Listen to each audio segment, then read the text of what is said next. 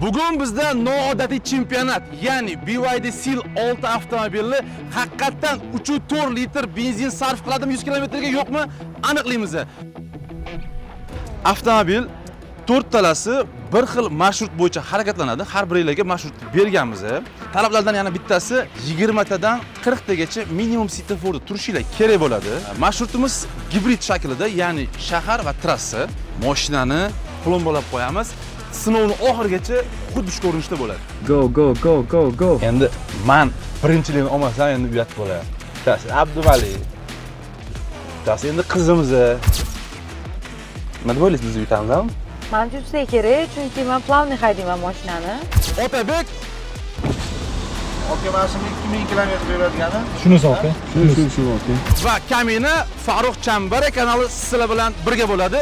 Lekin o'sha mashinalar ham 6-7 litr yesa hayron bo'lardik. Juda ham ekonomik mashina ekan deb. Bu mashina bo'lsa, o'shani teng yarmi, 3,5 beryapti. Juda ham qiziq. Borib 1 litr, 2 litr benzinda ham bemalol 100 kilometrga harakatlanib yursak, menimcha hamma gibridga o'tsa kerak. Bugungi sinovimiz nihoyasiga yetdi. 4 ta mashina 100 kilometr masofani bosib keldik. Endi qancha benzin har biriga ketishini bitta ko'rib, quyib ko'ramiz. Voy, meni vadom, men sizlarga yutdim nomani. bo'lishi mumkin emas. 1.8 endi 1.8 litr ketdi. Primerni aytaymi? Ha. Hammanikidan kam chiqadi. Qusdi aka, bo'ldi, qusdi.